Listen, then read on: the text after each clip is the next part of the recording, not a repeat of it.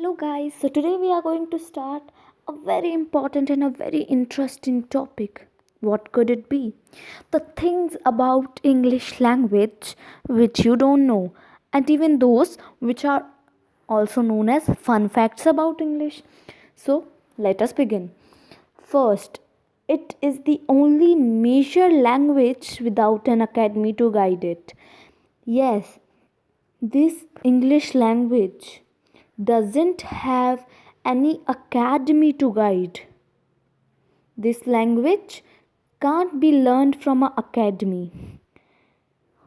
Here is something which I'm going to read about you. From here, I'm going to learn. Let me point it. From here, I'm going to start it. There are political reasons for this.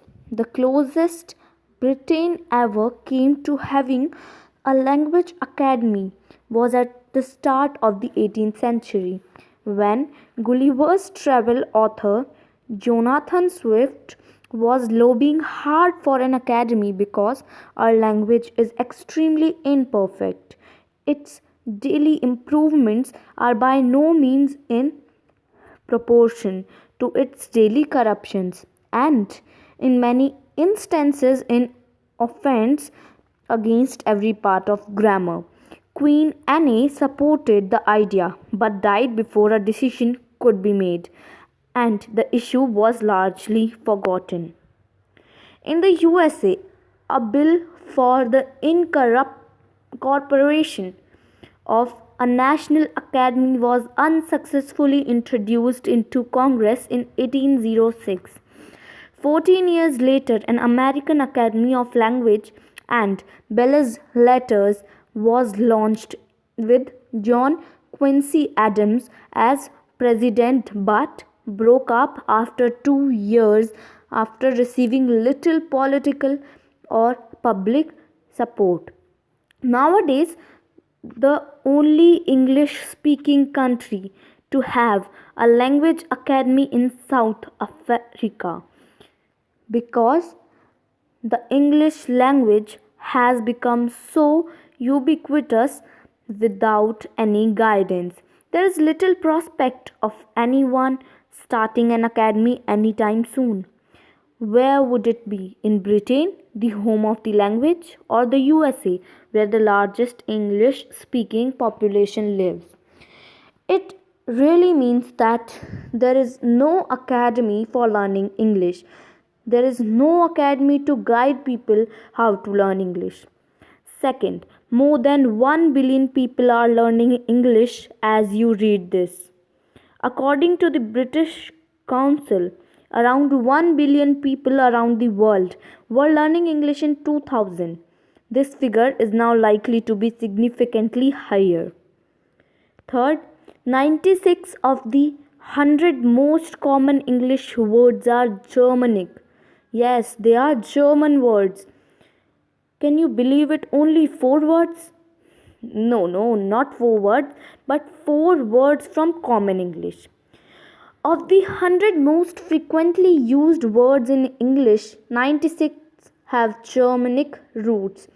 Together, those 100 words make up more than 50% of the Oxford English corpus, which currently contains over 2 billion words found in writing around the world. Surprised? The most frequently used words are the meat and bones of the language, the essential that make communication work, including I, you, go, eat, and so on. Old English developed some various Germanic languages that came to the British Isles in the second half of the first millennium AD, whereas the language has changed almost unrecognizably since then, including the grammar. The basic words have remained. Fourth, but most words that have entered the language since 1066 have Latin origins. If English is your first language, but you find French or Spanish easier to understand than German. You are not alone. This may seem strange when English and German are on the same branch of the Indo European language tree. The Renaissance, which started in Italy and reached England via France, was a massive source of new vocabulary, new ideas or old ideas rediscovered, started flooding out of the southern cities, but there were no words to describe them in English. So the language adopted or adapted the Latin words. During the Renaissance, the English lexicon roughly doubled in size. The shift away from the Germanic languages, however, had started much earlier because fifth, for more than a century the English aristocracy couldn't speak English. So after because is there four more, but this is the fifth point. So I just bolded it and written fifth. William the Conqueror tried to learn English at the age of 43 but gave up. He didn't seem especially fond of the land he had conquered. In 1066, spending half of his reign in France and not visiting England at all for 5 years when in power. Naturally, French speaking barons were appointed to rule the land. Within 20 years of the Normans taking power in England, almost all the local religious institutions were French speaking. The aristocrats brought with them large retinues and were followed by French tradesmen, who almost certainly mixed bilingually with the English tradesmen. In turn, ambitious Englishmen would have learned French to get ahead in life and mix with the new rulers. Around 10,000 French words entered English in the century after the Norman invasion. There is a little to suggest that aristocrats themselves spoke English. It isn't until the end of the 12th century that we have evidence of the children of the English aristocracy with English as a first language in 1204. The English nobility lost their estates in France and adopted English partly as a matter of national pride. Sixth, which is why Latin words sound more prestigious than Germanic ones. Think about the difference between a house, Germanic, and a mansion, French, or between starting something and commercing, between calling something kingly or regal. English has a huge number of close synonyms where the major difference is the level of formality or prestige. The prestigious form is almost always the Latin one. The names of animals and meats also reflect this phenomenon.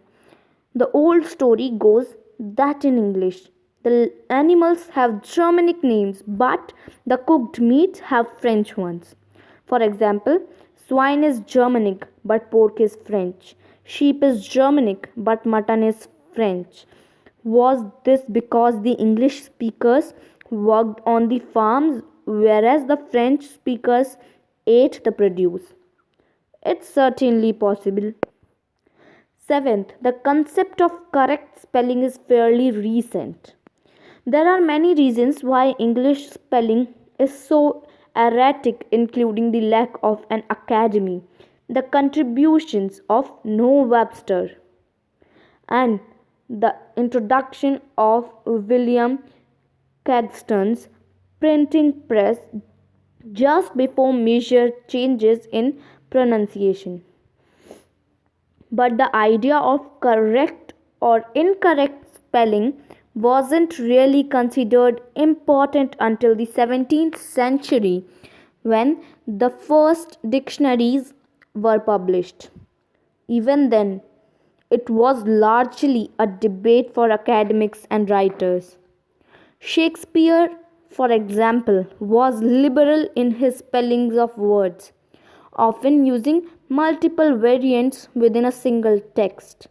His name itself has been spelt in many different ways over the centuries.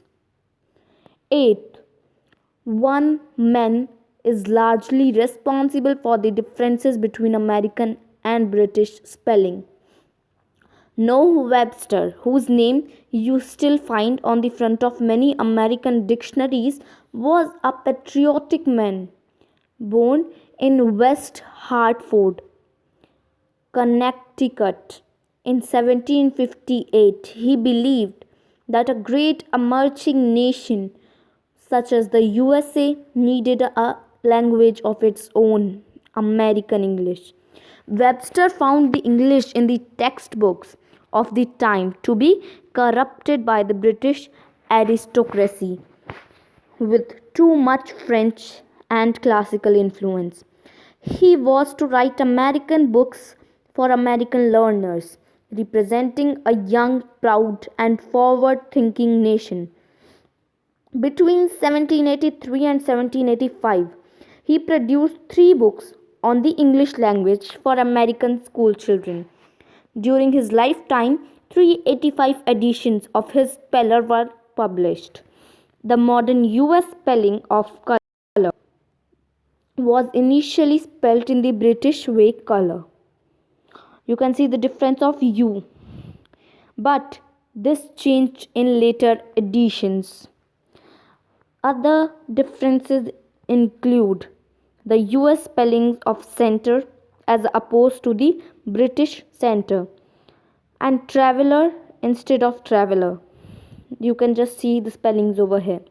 Webster wanted to make spelling more logical as befitting a nation that was founded on progressive principles. This is a rare example of a dictionary writer trying to lead the English language instead of describe it. Ninth, IZD is not an American suffix. There is a popular belief that words such as popularize, maximize, and digitize have different spellings in British and American English. Look at the Z, isn't it snazzy? It's got to be American, hasn't it? Not according to the Oxford English Dictionary, which rejects the French S for a good old British Z.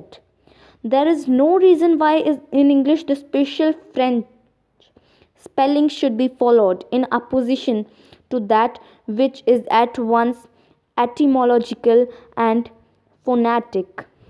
In this dictionary, the termination is uniformly written IZE. 10th and last, about the facts which you might not know. The English language will change a lot during your lifetime, like it or not. The only thing that is consistent in language is change. When a language stops changing, it becomes purely academic, like Latin or ancient Greek. New words are being coined all the time. If you asked someone 20 years ago whether they had Googled the person they had just friended on Facebook, they would stare at you blankly. Vocabulary changes more rapidly than grammar, but even English grammar is evolving. For example, the dative whom is increasingly being replaced by who. Who can you blame?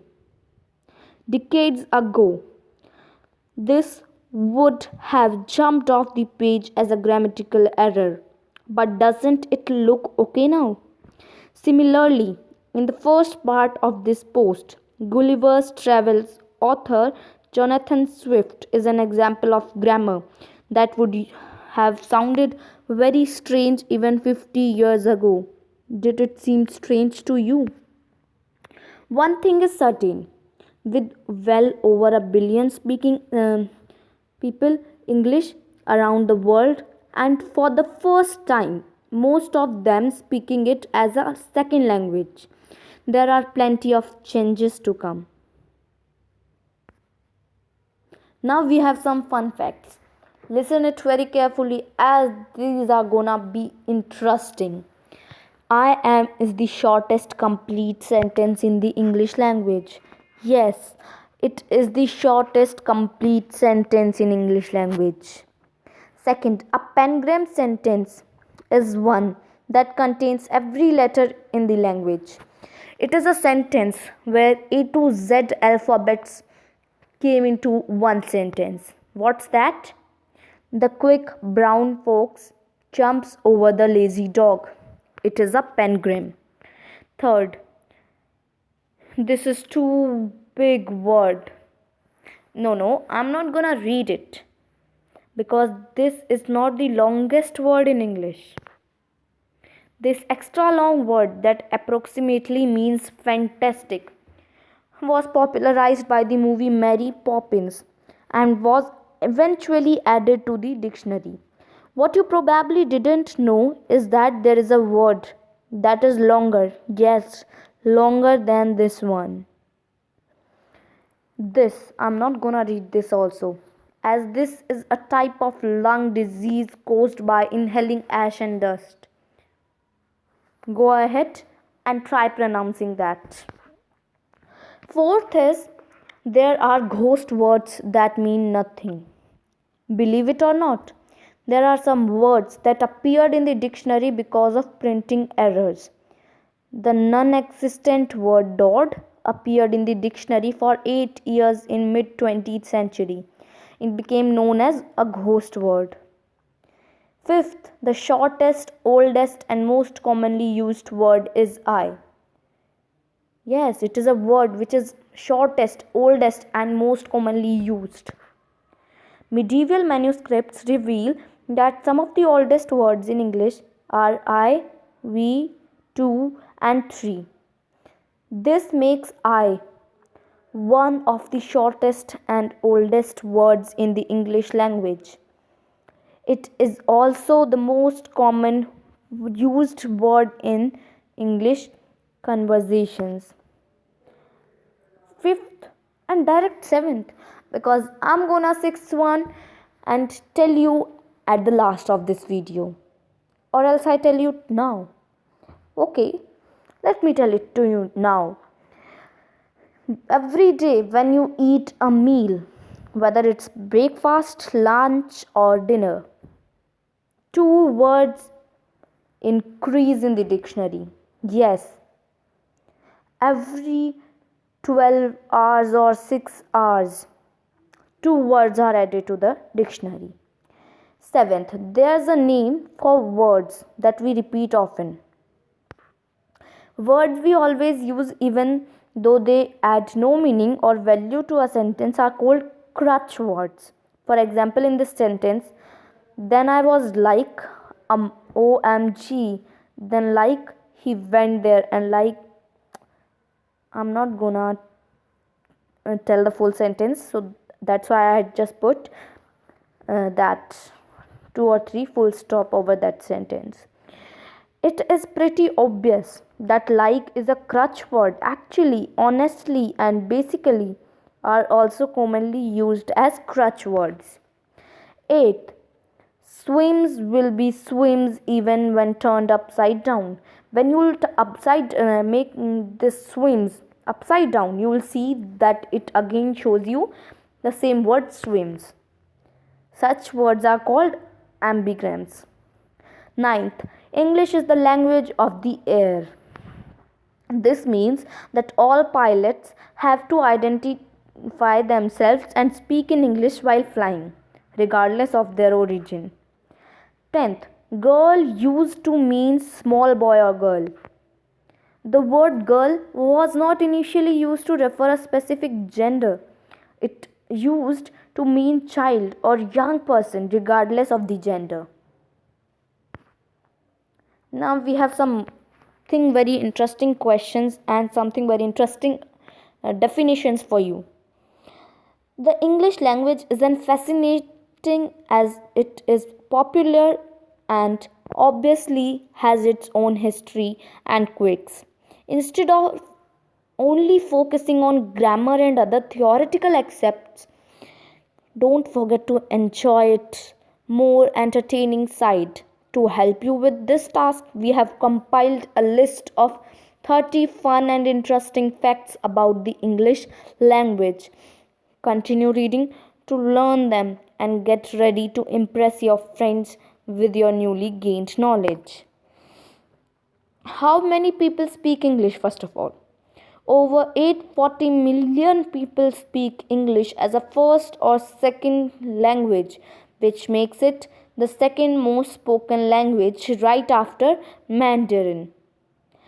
It is an official language of a whopping 67 countries as well as 27 non sovereign entities such as Hong Kong and Puerto Rico.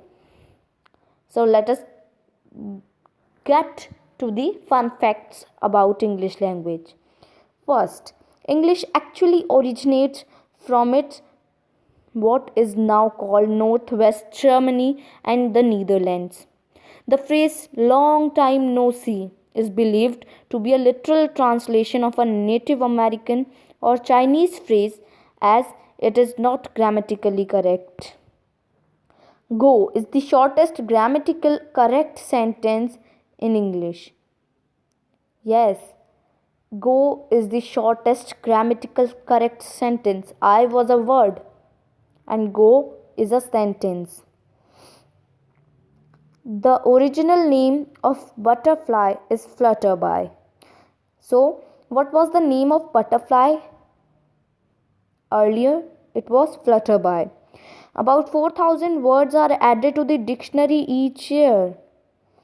The two most common words in English are I and you.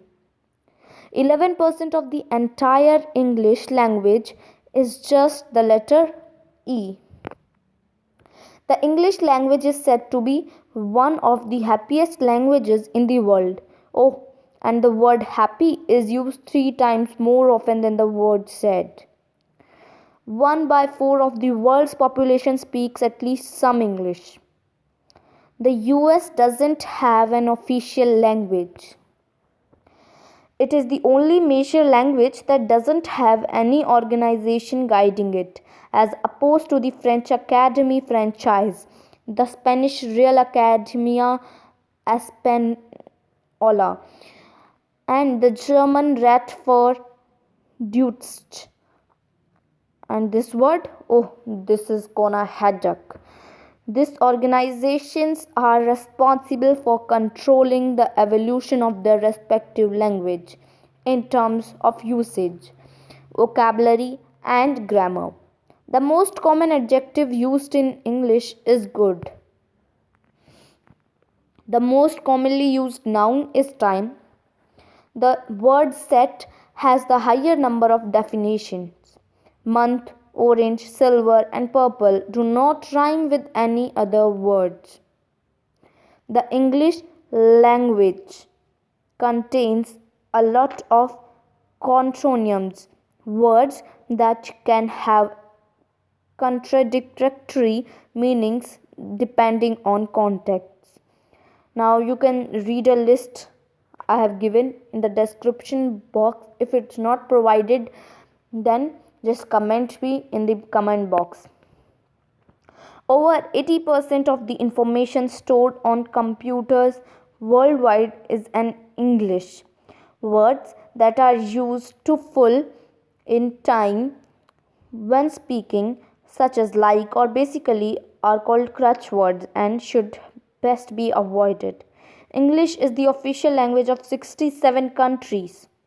90% of English text consists of just 1000 words.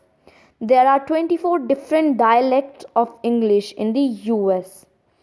The word lol was added to the Oxford English Dictionary in 2011. What is known as British accent came to use in and around London around the time of the American Revolution. Shakespeare invented many words such as birthplace, blushing, undress, torture, and many more. The word goodbye originally comes from an old English phrase meaning God be with you. Now we say that don't say goodbye, it means like will not meet again. But goodbye originally means God be with you. Etymologically, Great Britain means great land of the tattooed. There are 7 ways to spell the sound E in English. This sentence contains all of them. He believed Caesar could see people seizing the seas. Right? Seas. Right?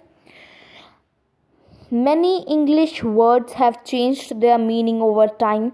For example, apple used to mean inspiring wonder and was a short version of full of awe, whereas nice used to mean silly. The first English dictionary was written in 1755. And last but not the least, the oldest English word that is still in use is town. That's all for today's class. If you haven't subscribed to our channel till now, please do subscribe it because we are going to learn very interesting topics. And if you are not subscribing it now, it means you don't want to learn the interesting facts about it because I'm going to tell you very, very interesting things about English. If you like the video, don't forget to hit the like button. If you have any doubts regarding to any of the topics in my channel Study Point, just ask me in the comment box, and if you enjoyed our video, just do tell me how do you like it, and also share it with your friends, families, so that they could also learn some interesting facts about English. Thank you.